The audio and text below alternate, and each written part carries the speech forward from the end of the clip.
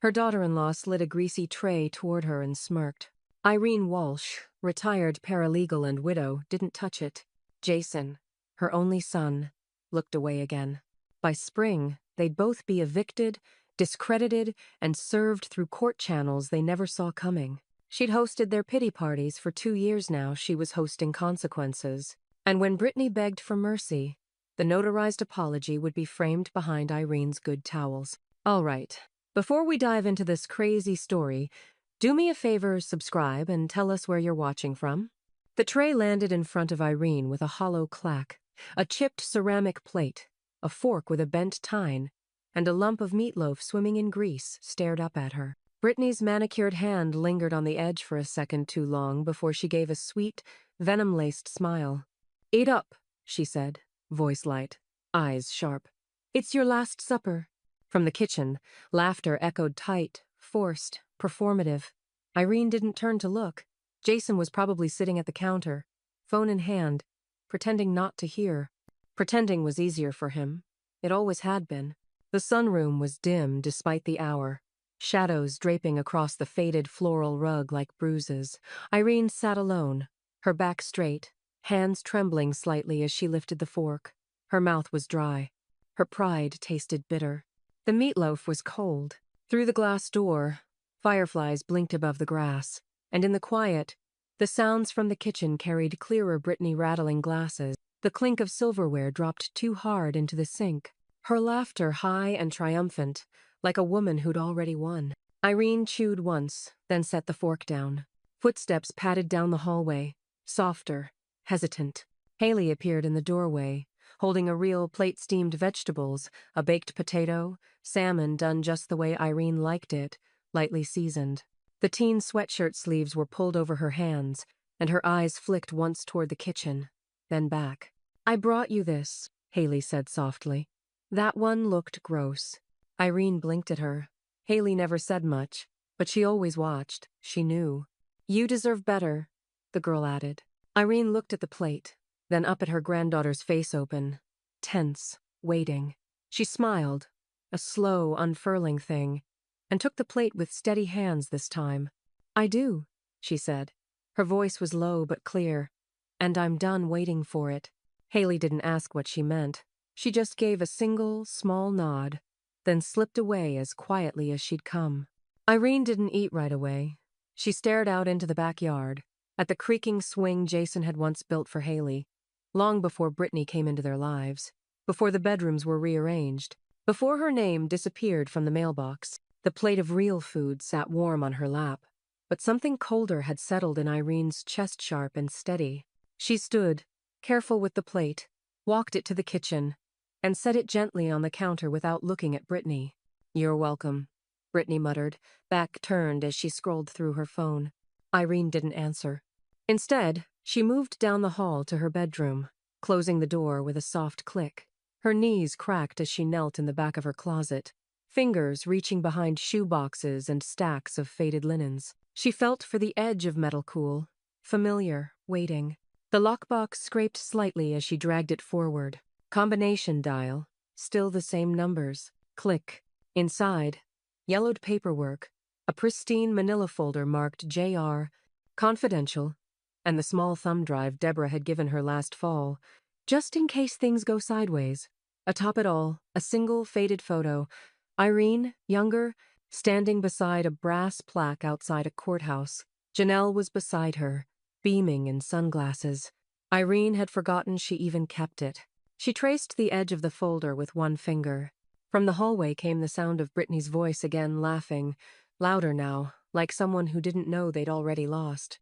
Irene straightened her back, closed the box, and placed it gently on the bed. Then she reached for her phone and tapped a name she hadn't dialed in years. It rang once. Then a voice answered. Sharp, familiar, unhesitating. "I was wondering when you'd call," said Janelle Rivas.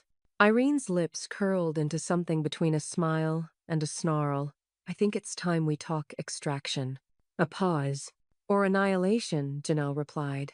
Irene looked down at the tray Brittany had left behind, still untouched on the nightstand, meatloaf congealing in the late afternoon heat. Her eyes narrowed. "Maybe both," she said. The first night they'd arrived, Irene had set out fresh towels. That was 2 years ago. It was supposed to be temporary. Jason had lost a contract. Brittany's job at the dental office had dried up. Just until we get back on our feet, Jason had said, standing sheepishly in the doorway with a duffel bag and a daughter who looked more confused than upset. Irene had nodded. Of course, that's what mothers did. She'd made Haley's bed herself. Back then, Brittany had said thank you with a brittle smile that didn't reach her eyes. Now the kitchen still smelled like Brittany's essential oil diffusers, lavender, lemongrass, and power. Irene hadn't cooked in that kitchen in almost a year. Her recipes, her knives, her cast iron skillet boxed and shoved in the garage when Brittany decided the clutter had to go. It hadn't happened overnight. That's what stung the most. It was inch by inch, cabinet by cabinet, shelf by shelf. Irene had told herself it didn't matter. She could still make tea in the sunroom. She still had her sewing machine. Her name was still on the deed. But then the master bathroom door started locking without her permission. Then her slippers were missing from the foot of her bed. Then Jason said, "It's just while Brittany's back's acting up, she needs the memory foam." As if Irene hadn't spent 40 years sharing that bed with a man who'd built the damn frame. She stared out the cafe window now, watching cars trickle past on College Avenue. The coffee in front of her had gone cold. She didn't touch it. Across from her, Janelle Rivas looked the same as she had the day they won their last paralegal case, together minus the shoulder pads, plus finer crow's feet. She wore her gray like a crown, streaked through jet black hair pulled into a blunt bun. Her suit was a deep plum that stood out against the beige booths of the diner. Irene slid a folder across the table slowly, deliberately. Inside, copies of bank activity, screenshots of text messages, a printout of the property title showing her as primary owner, a timeline, a history. Janelle didn't open it. Not yet. "You waited longer than I thought you would," she said quietly. Irene exhaled. "I kept thinking it would level out, that they'd remember it was my home." "They didn't forget," Janelle said, lifting her coffee. "They decided it didn't matter."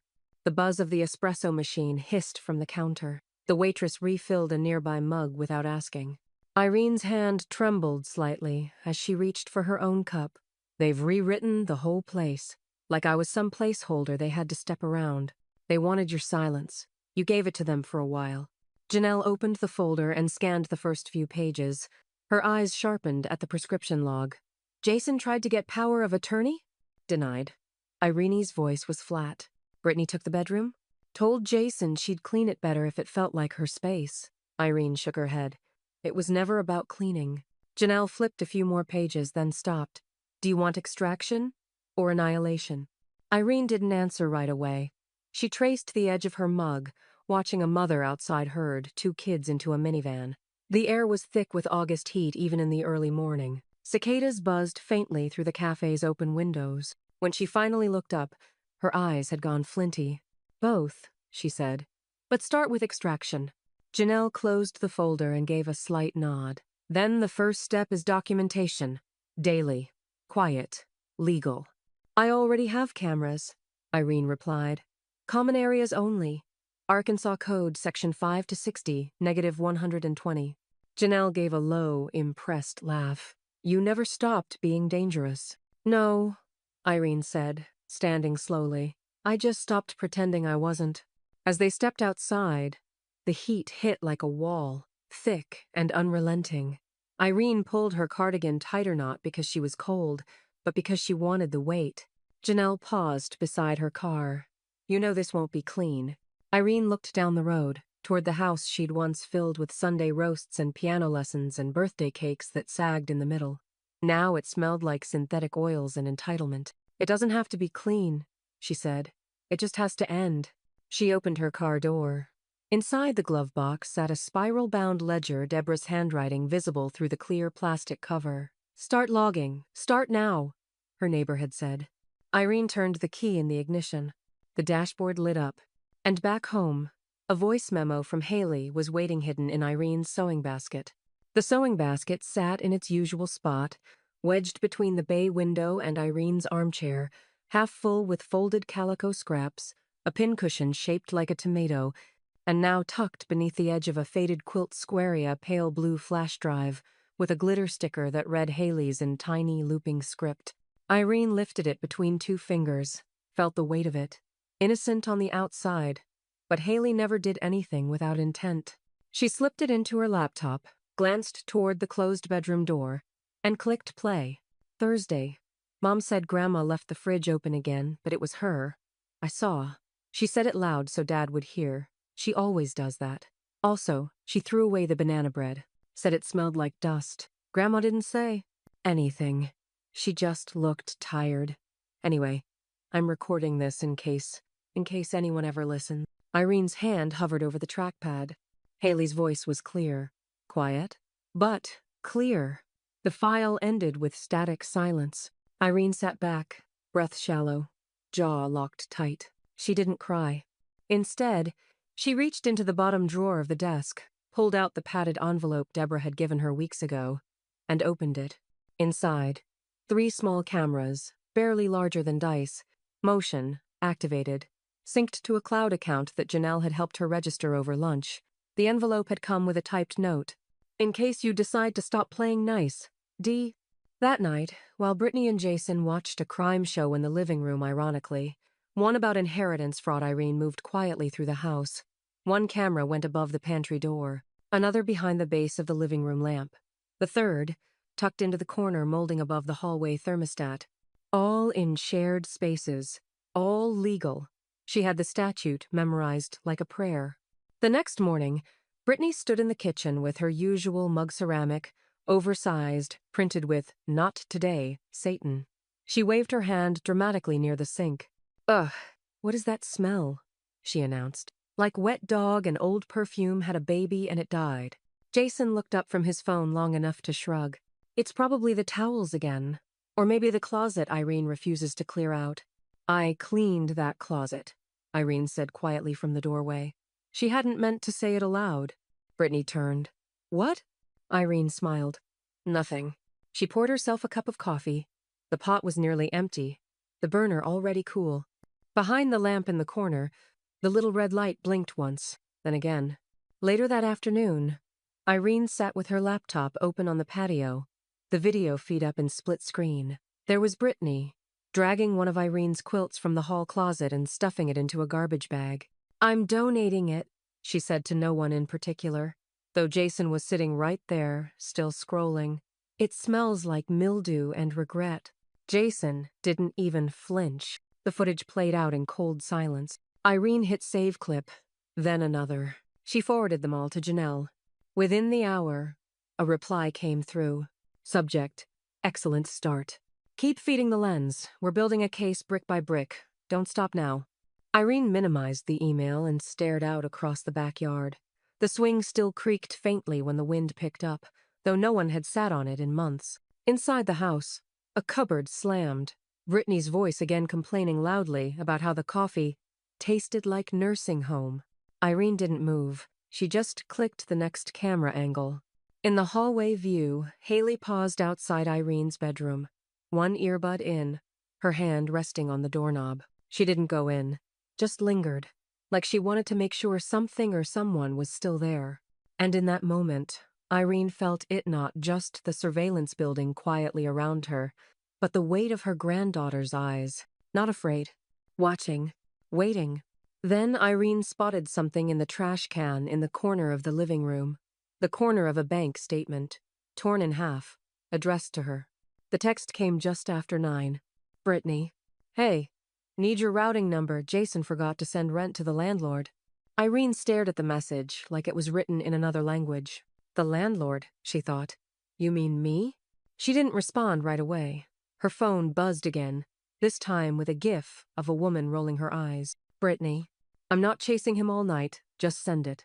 Irene slid her glasses up the bridge of her nose and typed slowly. "Irene. Ask your husband. He seems to have mastered the art of disappearing." She set the phone face down on the armrest and opened her banking app. The emergency fund still sat untouched, thank God. She kept that account under a different bank entirely. One Haley had helped her access through a Chromebook at the library. What Brittany and Jason could see was the joint household account used for bills and maintenance. Irene scrolled through the history, eyes narrowing. Months ago, subtle. Just a permissions request. Jason had submitted paperwork attempting to list himself as power of attorney. Denied, stamped in red. She'd shredded the notification letter and said nothing at the time. She hadn't wanted to believe he'd go that far. She believed it now. A knock sounded at the back door, quick, double-tap rhythm. Deborah. Irene unlocked it and let her friend in, the scent of cinnamon gum and winded sarcasm trailing behind her. "I brought backup," Deborah said, holding up a worn manila envelope and a scone wrapped in a napkin. "One for the courts, one for your soul." Irene took both. "Guess which one I need more today?" Deborah sat down at the kitchen table without waiting for an invite. She pulled reading glasses from her purse and slid them on like armor. "Janelle said you'd need someone who can track $1 like a bloodhound." She nodded toward the envelope. "He's not cheap, but he's fast. Forensic accountant. Works from Little Rock, does remote consults. Ex-IRS. I already briefed him on the basics." Irene blinked. "You already?" "He owes me a favor. I helped his daughter file an HR grievance when her boss tried to write her up for having a miscarriage. A beat." "You're terrifying," Irene said. "I'm nosy and retired," Deborah replied. Dangerous combo. Irene laughed. "Not long. Just enough to remember what it felt like." Her phone buzzed again on the counter. Another message. "Jason. You told Deborah? Seriously? She's blowing this up way too far." Deborah saw the name flash across the screen and smirked. "Tell him I'm just getting warmed up," she said, sipping from the chipped mug Irene handed her. "I think I'll let the silence scare him," Irene said. They opened the envelope together. Inside, a checklist for financial discovery, sample affidavits, and a form letter Janelle had prepared to freeze any joint access if Irene felt unsafe. Deborah read the instructions aloud, then tapped the paper twice. "We're going to map every transaction, down to the penny. Venmo, cash withdrawals, fake reimbursements, Etsy transfers. Whatever they've bled off you, he'll find it." Irene stared at the papers, then nodded once. "I want a trail so clear, even a judge with cataracts can follow it." Outside, the sun was fading, slanting gold light through the kitchen window, catching the dust in the air like it was hanging there on purpose. Deborah leaned back in her chair. "You know what your problem is? Do tell." "You taught them boundaries, then let them redraw them with Crayola." Irene tilted her head. "And what am I doing now?" Deborah grinned, snapping the damn crayons. They worked late into the evening, scanning bank documents, screenshotting emails, pulling paper trails from old utility bills. Janelle joined them via speakerphone, directing Irene how to draft a financial timeline for the formal case submission. "Paper," Janelle said flatly. "Courts still love it.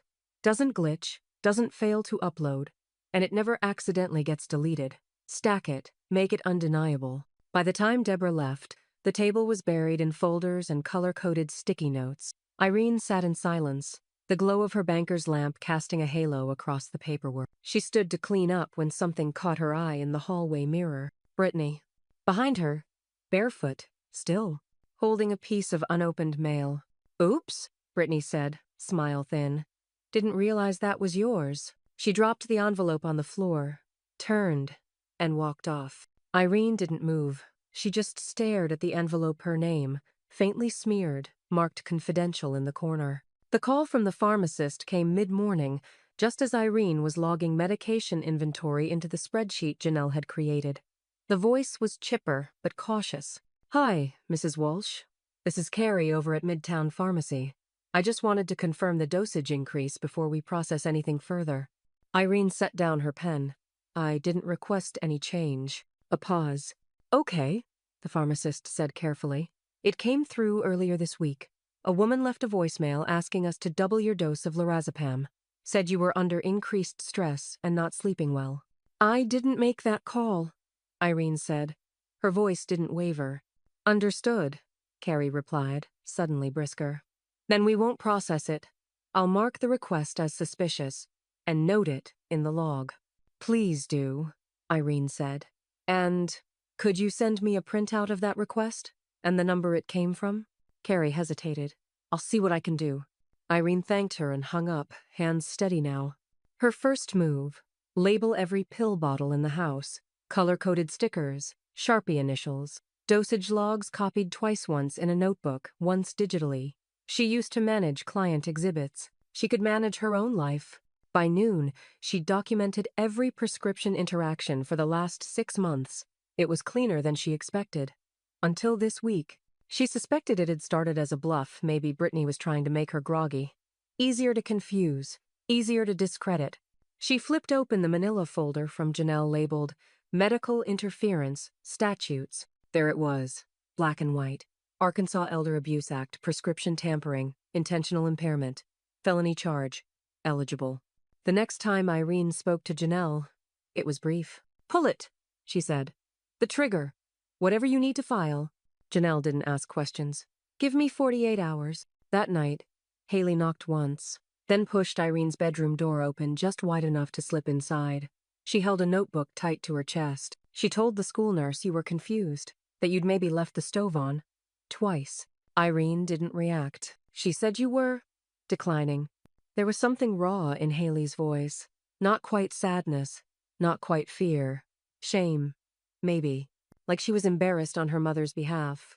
Irene took the notebook. Her hand rested on Haley's for just a second longer than needed. "She's about to find out what confusion really costs," Irene said. The next morning, Jason wandered into the office looking for a charger. Irene had just stepped into the hallway with a fresh cup of coffee and froze as she saw him reach for the printer. He pulled out the top page. His name was on it. So was Brittany's ULS. Notice to vacate cohabitation termination. Half printed. A faint yellow stripe across the page from the low toner cartridge. Jason stared at it like he was trying to read something in a language he hadn't studied in years. "Irene, what is this?" His voice wasn't angry. Not yet, just bewildered.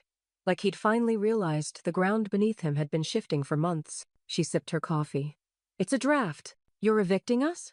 "I'm reclaiming my house," she said evenly. "You're free to leave quietly. Or legally. But you will leave." Jason blinked.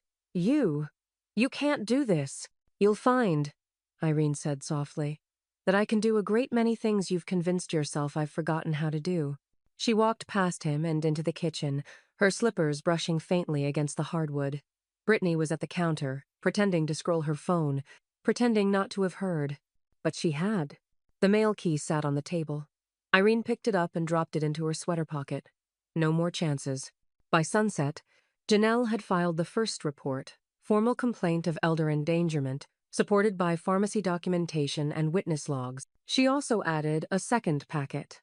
Legal notice of pending eviction to be served within the week. Irene stood in the doorway of the sunroom, watching Haley read quietly on the couch, earbuds in. The girl looked up once. Their eyes met. Haley nodded. Irene returned it. It had begun. The courthouse filing took 9 minutes. Irene timed it. Janelle had already prepped the emergency motion to clean copies, notarized statements, the pharmacist affidavit, printed camera screenshots, and Haley's notebook pages, names redacted. The clerk barely blinked when Irene slid it all forward in a tidy stack. "Elder abuse and harassment," Janelle said calmly. "We're requesting an emergency hearing under State Provision Section 9 to 20-103.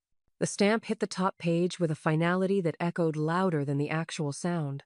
Irene didn't smile, but she felt it somewhere inside, like something loosening after years of grinding tight. As they stepped back into the Fayetteville heat, Deborah adjusted her sunglasses and handed Irene a cold bottle of water. "You just dropped a legal nuke on a woman serving rosé and shrimp cocktail." "She brought this," Irene said. "All I did was light the fuse." They drove in silence for a bit. Janelle in her own car, Deborah piloting Irene's Prius with the smooth confidence of someone who once managed 3 departments and 3 ex-husbands. Irene sat in the passenger seat, the manila folder clutched in her lap. At the next red light, Deborah glanced over. "Want me to serve her?" Irene shook her head slowly. "I'll do it myself." End quote. Brittany's girls' brunch was in full swing by the time Irene got home.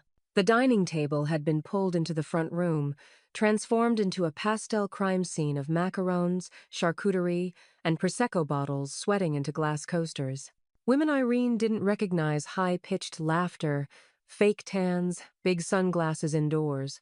Brittany stood at the center like a game show host, mimosa in one hand, shrimp skewer in the other, performing some exaggerated story about the absolute drama at Haley's school fundraiser.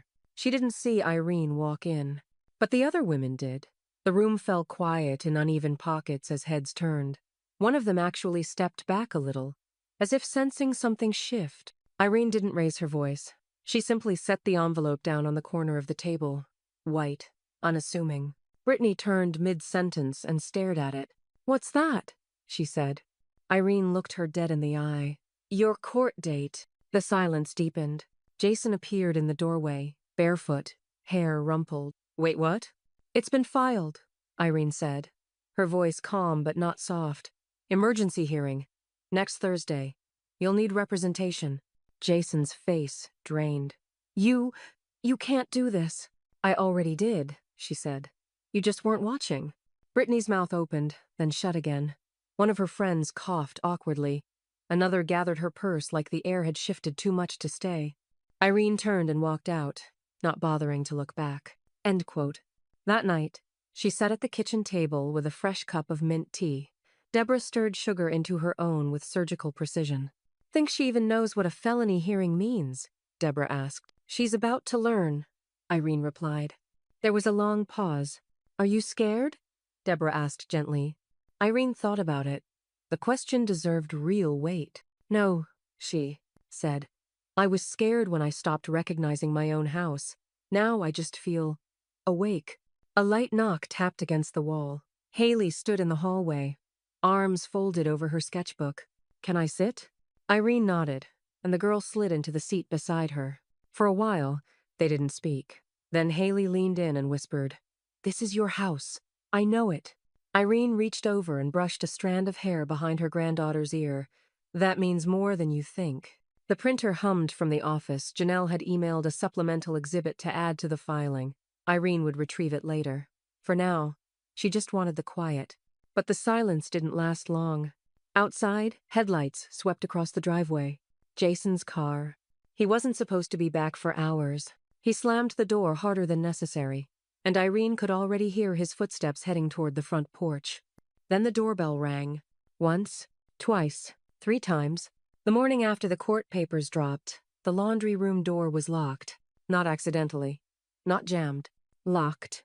Irene rattled the handle once, then again. No give. The digital keypad had been reset. She hadn't set a code. A post-it was slapped on the outside in pink marker. Reorganizing. Use the guest bath. She stared at it for a long moment. Then she turned, walked to her office, and sent Janelle the full PDF of the property's certified appraisal annotated and initialed. Highlighted were square footage, sole ownership clauses, and the clause designating laundry and garage as exclusive owner access. She'd kept the original scan from 5 years ago, just in case. She added a single line to the email. "They want petty. Let's give them paper." No signature. No emotion. Later that day, she returned from her walk with Deborah to find her phone dead. Odd she'd charged it overnight. She plugged it in again. Nothing. Jason and Brittany were in the living room, pretending to watch a home improvement show while doom-scrolling silently on separate screens. She walked past them, into the kitchen, and noticed the charger cable was unplugged, coiled behind the toaster, still warm. The outlet plate was slightly loose. The next morning, same thing. And the next, after the 3rd time, Irene didn't speak. She simply ordered 2 battery packs online same-day delivery and stashed one in the planter near her bed.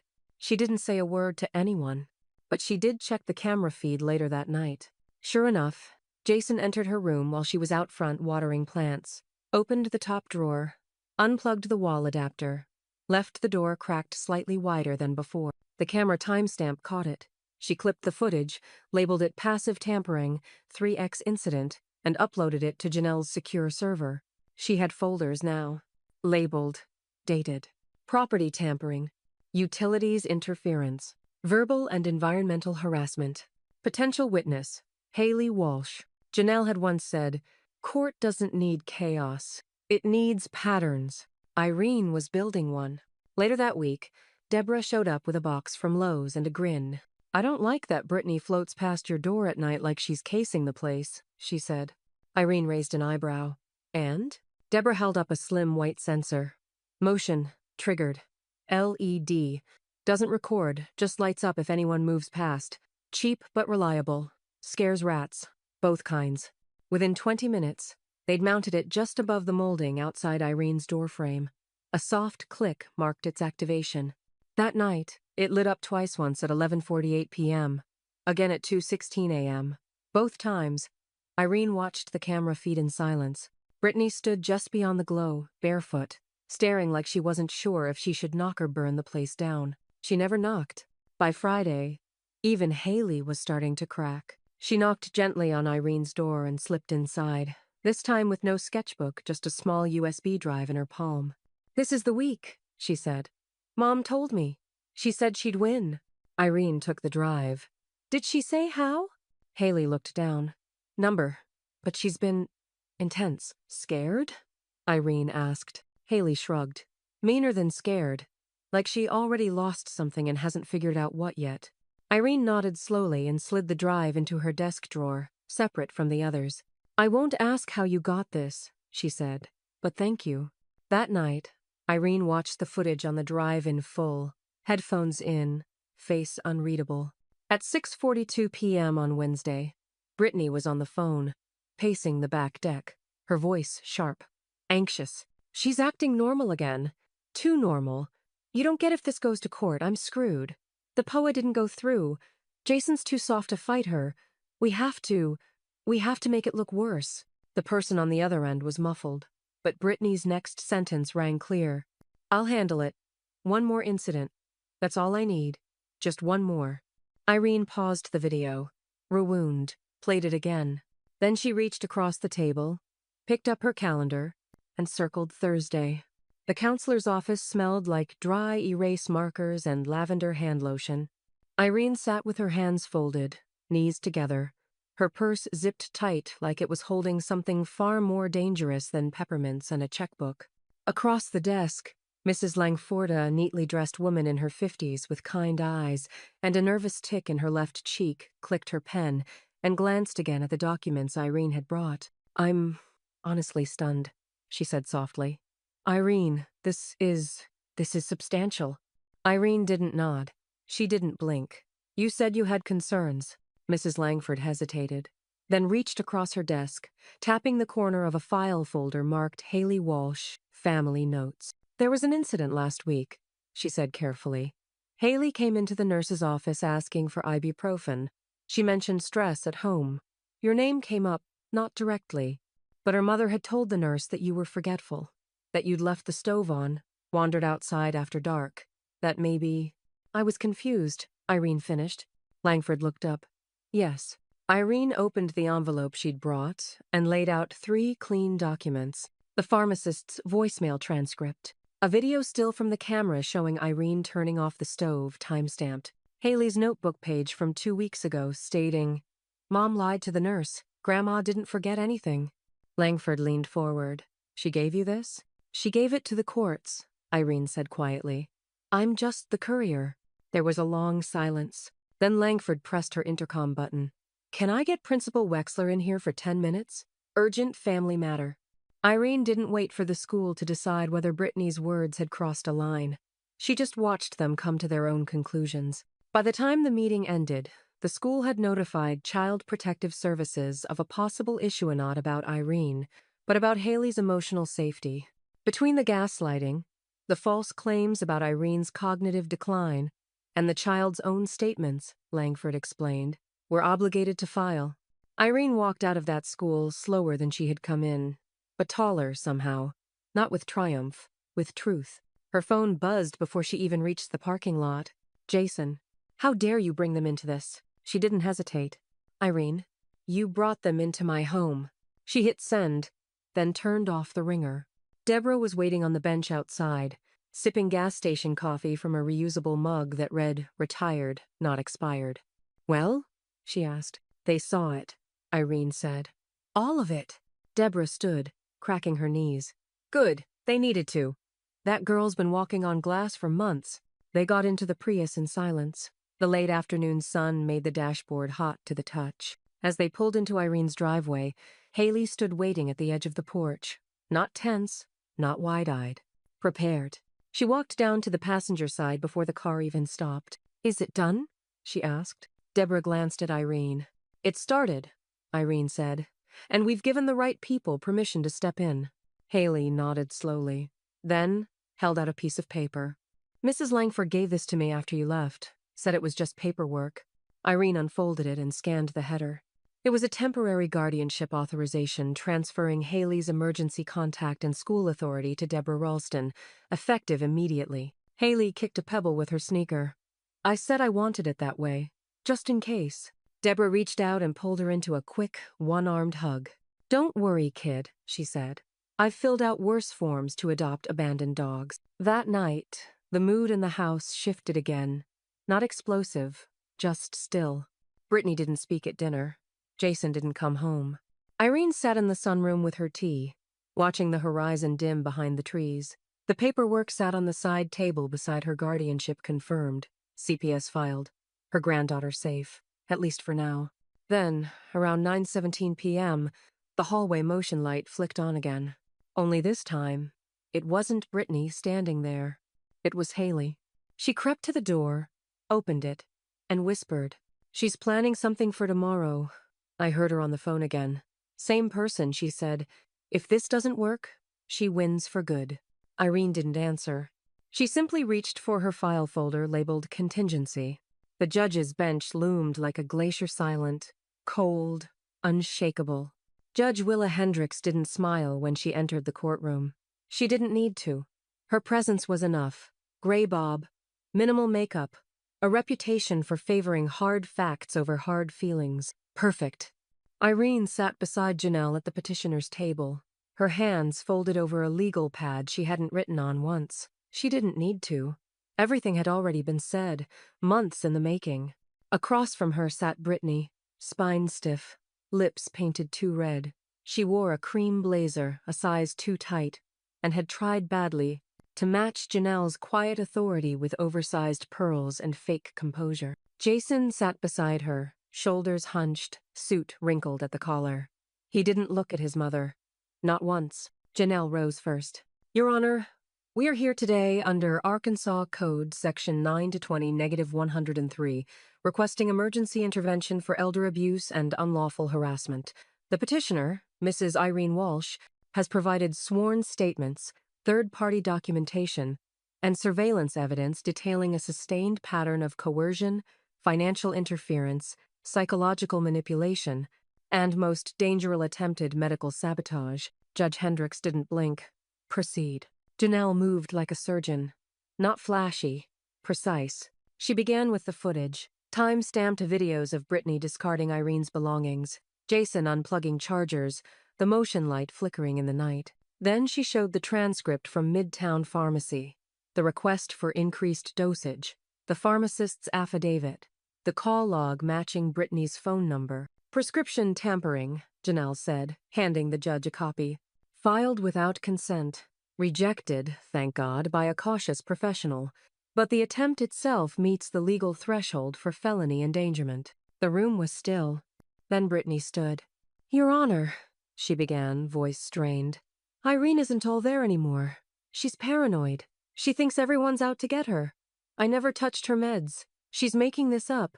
She's confused." Janelle didn't even look at her. She simply opened a folder and pulled out one last sheet. "Haley Walsh's school notebook," entered voluntarily, "corroborates the lie told to school officials about Irene's alleged decline. Independent third-party testimony from the minor." Judge Hendricks adjusted her glasses. "Read the note," then looked up. "Mrs. Walsh, do you wish to speak?" Irene rose slowly. She didn't look at Brittany, not at Jason. She looked at the judge. "I know who I am," she said. "I've been many things in this life, wife. Mother, paralegal, widow. I've navigated grief, mortgages, death certificates, the quiet horror of growing older in a country that treats you like wallpaper. But I have never been confused." She paused. "Until I started believing I had to ask permission to exist in my own house." Brittany scoffed. Jason glanced at his attorney and leaned in to whisper. The attorney just nodded grimly. Irene returned to her seat, calm and composed. Then, from the gallery, a pair of eyes caught hers clear, steady. Haley. She didn't smile. She just nodded once. It was enough. Judge Hendricks straightened in her chair. The court finds sufficient evidence to grant emergency relief. Mrs. Walsh is awarded full legal authority to initiate eviction proceedings and pursue criminal filings under the Elder Protection Statute. Further, the court advises both respondents to retain criminal defense counsel, effective immediately. A breathless stillness followed. Brittany turned, frantic, whispering to her lawyer. Jason just stared down at his hands. The bailiff handed Irene the official copy. Heavy ink, blue seal. It felt like more than paper. It felt like air. Janelle leaned in. We can stop here if you want. Irene stared straight ahead. No, she said. I want a civil suit. Janelle blinked. You're sure? I want damages. Every bill. Every loan tied to my name. Every therapy copay Haley had to need because her mother was too busy strategizing to love her. I want it in public record. I want a judgment that follows her. She turned finally and looked at Brittany. Because when I clean my house, I don't just dust. Janelle didn't hesitate. I'll draft it tonight. As they stood to leave, Haley met them at the exit and slipped her hand into Irene's without a word. Outside the courthouse, the sky cracked with distant thunder. It wasn't raining yet, but it would. The papers slid across the kitchen island like a closing argument. Irene didn't raise her voice. She didn't need to. Her name was in bold on the documents. So were the words, Final Notice to Vacate, Court-Ordered Enforcement. Jason stared down at the top page, hands gripping the edge of the counter like it might float away. Come on, he said, voice cracking. You don't have to do it this way. Irene folded her arms. I asked nicely. For 2 years. He opened his mouth, then shut it. Behind him, Brittany stood at the sink, back turned, as if her reflection in the window was more important than reality. This is all her fault, Jason said suddenly, his voice harder now. She escalated it. She pushed you to this. Irene just looked at him long enough for the silence to do the work. No, she said. She took from me. You let her. Brittany turned around. We don't have a place yet. What are you trying to prove? That you're petty? I'm proving the law works, Irene replied. And if you ever paid attention, you'd know this was mercy. Jason stepped forward, desperate. Just a week, Mom. Please. For Haley. That name. The gall of it. Irene's jaw set. You had years for Haley, she said. You wasted every one of them. Jason flinched like she'd hit him. She didn't flinch at all. End quote. The movers came 44 hours later. Right on time. 2 trucks, 1 sheriff's deputy. Badges, clipboards, efficiency. No emotion. Brittany tried to stall refuse to pack until the very last second. Jason looked hungover and ghost pale, stuffing sweaters into trash bags and arguing with the mover about what belonged to who. No one argued back. They were just there to get it done. Haley stood at the top of the stairs, backpack slung over one shoulder. She didn't help. She didn't speak. She just watched. At one point, Brittany slammed a cabinet door and yanked a stack of plates from the shelf. These aren't even hers, she snapped. They were a wedding gift. Then crash. Porcelain shattered across the tile.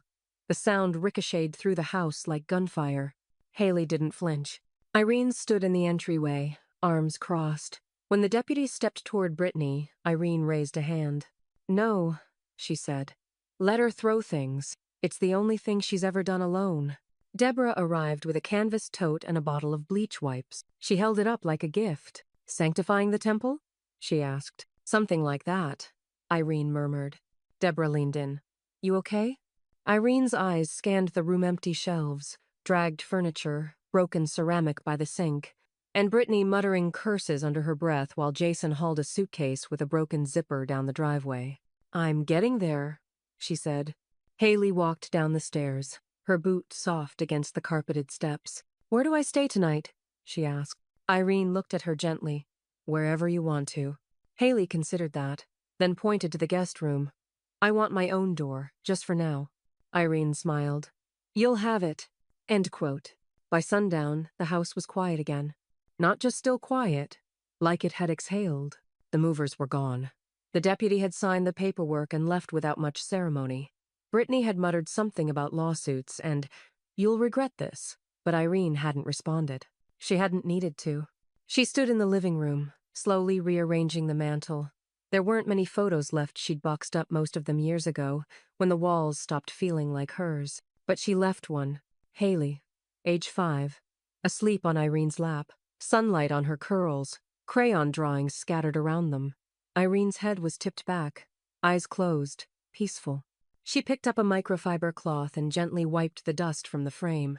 Deborah stepped beside her, holding a cup of coffee. "You gonna keep that one?" "I think so," Irene said. "It's the only one that never lied." They stood there together in silence. Then the doorbell rang. Just once. Irene didn't move at first, but then she turned and walked to the door, heels silent on the hardwood. She opened it.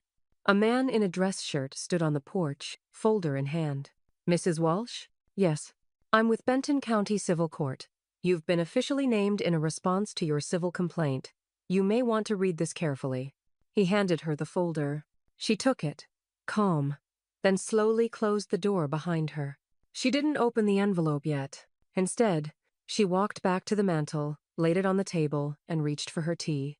The civil response sat unopened on the table for exactly 1 hour and 12 minutes. Then, Irene slit the envelope open with a letter opener shaped like a hummingbird. Inside, 6 pages of poorly stapled grievance, each one angrier than the last. Brittany's signature, crooked and uneven, stained the bottom corner of the final page. The complaint alleged emotional duress, disruption of livelihood, and most absurdly malicious interference in business affairs. Irene stared at the phrase for a long moment. Then she picked up her phone and called Janelle. "I want to hit her where she actually feels it," Irene said. She filed for sympathy. Janelle replied, "Let's file for recovery." Within the week, they did. Janelle submitted a motion for restitution damages, citing household contributions never fulfilled, electricity and internet use from Brittany's side hustle, and unauthorized commercial activity conducted from Irene's property. Then came the lien. Brittany's Etsy storefront Salt and Sister Company had been a revolving door of custom bath bombs and hand-lettered mugs. Irene had watched her spend hours photographing candles on her coffee table, using Irene's lace doilies as aesthetic texture. Now that aesthetic was frozen, the lien halted all revenue streams. Any orders placed were instantly refunded. Her profile, while still visible, was marked pending legal status. Deborah nearly snorted coffee out of her nose when she saw it. "Lord," she posted one of those vague victim rants last night, she said, tapping her phone. Something about being betrayed by bloodlines corrupted by bitterness. Irene raised an eyebrow. Did she use the word journey? "Twice," Deborah said. And the phrase, narc, energy legacy. They both burst out laughing quietly, because Haley was upstairs doing homework, but it wasn't just humor, it was oxygen. Later that night, Haley padded downstairs in her socks, a single sheet of printer paper in hand. "I made this in art," she said. "We weren't supposed to draw cartoons, but—" She handed it to Irene. It was a sketch of a birdcage. Inside, a woman who looked suspiciously like Brittany was crouched, arms folded, with a word bubble that read, "I didn't do anything wrong." The bars of the cage were labeled lies, guilt trips, silence, denial. At the bottom, scrawled in Haley's rounded handwriting, "Freedom costs more when you steal it." Irene looked at the drawing, then at her granddaughter. "You okay?" she asked. Haley shrugged. "Getting there." Irene tapped the corner of the sketch. "She'll outgrow the hurt faster than I'll forget it," she said. "But you don't need to carry either." Haley gave her a small, tired smile. "I won't. I just needed to draw it first. ID." 2 days later, Brittany's attorney filed a request for mediation. Not trial. Not discovery. Mediation. Janelle called Irene the moment it came through. Translation: "She's bleeding out." "I want her to keep bleeding," Irene replied. "You will. But this means she's ready to talk money. Real numbers." Deborah walked in during the call, holding 2 coffees and an envelope. "Irene," she said, "you just got a certified letter from Capital First Bank." Irene opened it while still on the line. Her eyes flicked down the page. "They're confirming the shutdown of the joint household line," she said aloud. "Per my formal request." Deborah grinned. "The checkbook shrinketh." They all heard the ping from Irene's email inbox at the same time. Brittany had responded to the lien. The subject line read, "Urgent. Cease and desist requested, business impact. No salutation. No apology. Just 3 paragraphs begging Irene to reconsider for the sake of a woman trying to rebuild from generational trauma. Irene hit forward. To Janelle. Subject line unchanged. That night, she sat in the sunroom with a glass of lemon water, Haley beside her, sketching something new, a woman standing outside a broken cage, eyes open, wind lifting her hair. The house was still, but this stillness felt earned. Then her phone lit up with an alert. Incoming request. Settlement conference. Benton County Mediation Services. Requested by Brittany Walsh. Irene stared at it. She didn't open it yet, but she smiled. The courtroom was colder than last time. Not by temperature, by presence. Jason wasn't there. His attorney filed a statement citing conflict of schedule, but Irene knew better. He was disappearing the way weak men often did, quietly, behind a curtain of excuses. Brittany, however, arrived early. Alone. She looked thinner, jittery. Her hair was pulled back too tight, her heels too high, her blazer buttoned wrong. She carried a folder stuffed with unfiled papers, her lipstick uneven at the corners. Janelle whispered beside Irene. She's unraveling. I won't stop her, Irene replied. The judge entered. Same woman, same firm hand. Before we begin, Judge Hendricks said, this court will rule on the defense's motion to dismiss. Brittany stood, her voice sharper than her body language. Your Honor, the emotional and financial toll of this case has become unbearable. My business is suffering. My family has been torn apart. This is not justice, it's personal vengeance. Mrs. Walsh is leveraging her age and former legal connections to weaponize the system against me. I ask the court to dismiss all pending charges as retaliatory and without merit. Judge Hendricks didn't interrupt. She waited, then said simply, denied. Brittany blinked. Excuse me? You heard the ruling, the judge replied. This case proceeds on all counts. Irene sat still, a small nod the only sign she'd even heard. Her turn came next. She stepped to the stand without hesitation. Her hand rested lightly on the Bible for the oath. Her back was straight. Her voice, when it came, was clear, not loud, but sharp enough to cut through the wood-paneled silence. She outlined the timeline. Dates, events, video timestamps, the call to the pharmacy, the camera footage, the lie to the school, the evidence of tampering, the mail, the motion sensors, the bank account, the lien. She didn't editorialize. She didn't cry. She just told the truth like it belonged to her. Because it did. When she finished, the courtroom was so still you could hear the rustle of legal pads. Thank you, Mrs. Walsh, the judge said. You may step down. Next came the envelope. Janelle handed it over on Irene's behalf. Written testimony from Haley Walsh, she said. She is a minor and not required to appear, but she insisted on contributing. It is notarized and voluntary. The judge took her time reading it. So did everyone else in the room. 1 page. Typed. No fluff. My name is Haley Walsh. I live with my grandmother now because it's the first place I've felt safe in 2 years. My mom lied about my grandma's memory. I know it. I heard her do it. I wrote it down when I couldn't sleep. I love both of them, but only one of them ever looked me in the eyes when I cried. I think that matters. No one spoke. Brittany snapped. She turned to her attorney mid-proceeding and hissed, "Do something!" Her attorney stayed still. "You said this would go away?" she shouted. "You said they had nothing." The judge banged her gavel once. "Mrs. Walsh, you are instructed to control yourself or be removed." "I'm the victim here," Brittany said. "She's manipulating all of you." No one moved. And in that absence of reaction, Brittany realized the truth. She wasn't just losing.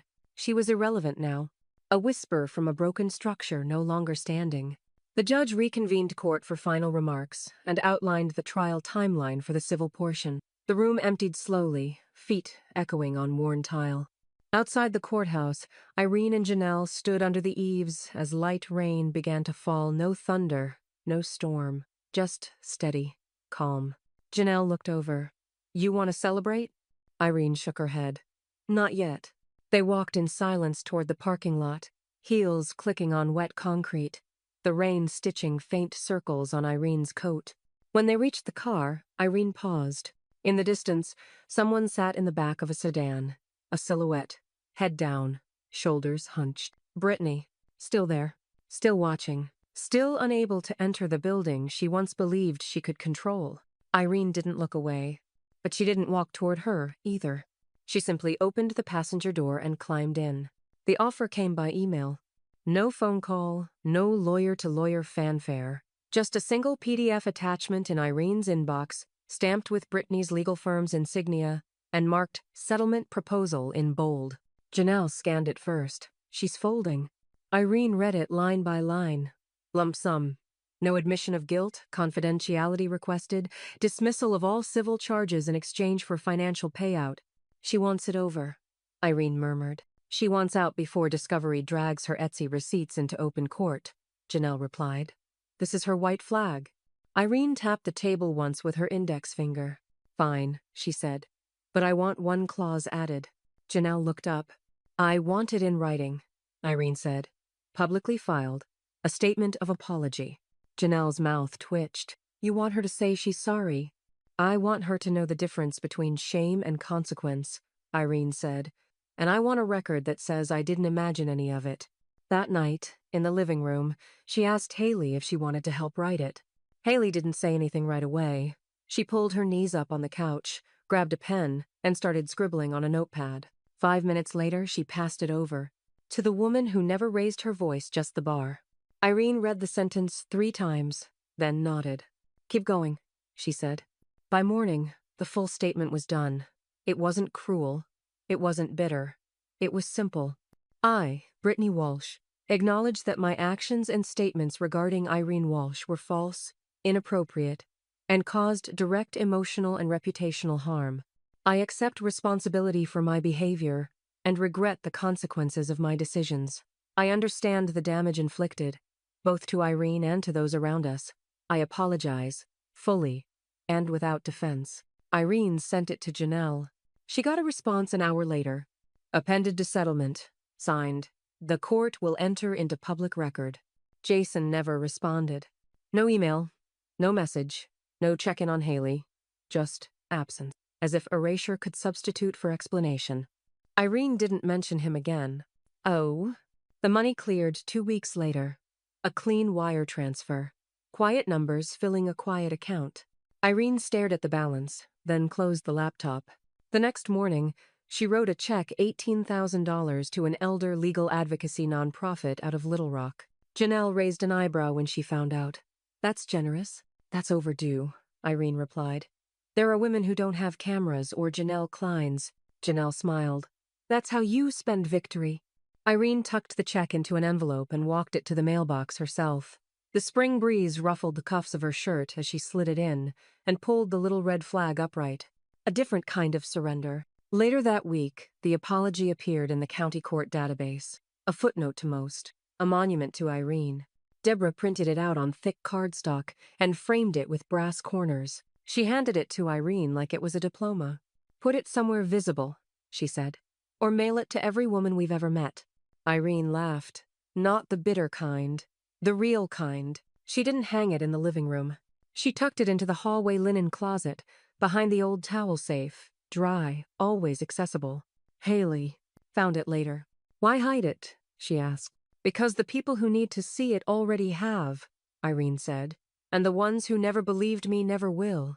That night, the house felt full. Not cluttered held. Dinner was quiet. Lemon chicken. Fresh green beans.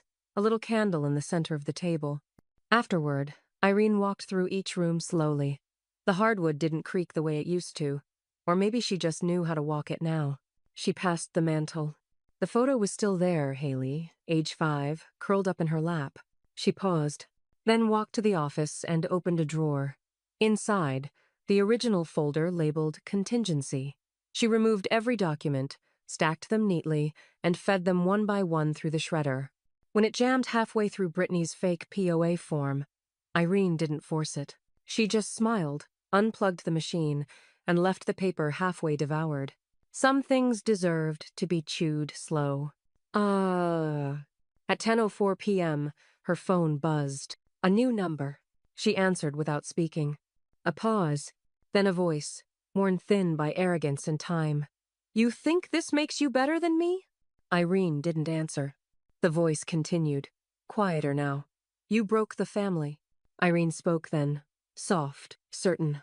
"Number I just stopped letting it break me." Then she hung up. She didn't block the number. She just turned off the ringer. The house smelled like rosemary chicken and baked apples. No microwave beeps, no takeout containers, no shouting from the next room. Just soft music, fresh linen on the table, and glassware that hadn't been used since Irene's retirement party a decade ago. The dining room, once a corridor of tension and closed doors, had returned to its original shape, invitation. Deborah arrived first, bearing a bottle of chilled white wine and a loaf of crusty bread wrapped in a dish towel printed with dancing lemons. "If I'm going to dine with power," she said, setting it down, "I refuse to arrive empty-handed." Janelle came next, dressed down for Onseno courtroom heels. No sharp blazer, just a navy sweater and jeans, sleeves pushed up. A softness in her posture that hadn't been there before. "Can I set the table?" she asked. "You're already seated," Irene replied. "Tonight, you're a guest." They laughed, 3 women, different ages, different paths, but bound now by the same thread. Survival, stitched into sovereignty. Haley was last. She wore a dress Irene didn't recognize. Soft green, sleeves to the elbows, with a little embroidered branch near the collarbone.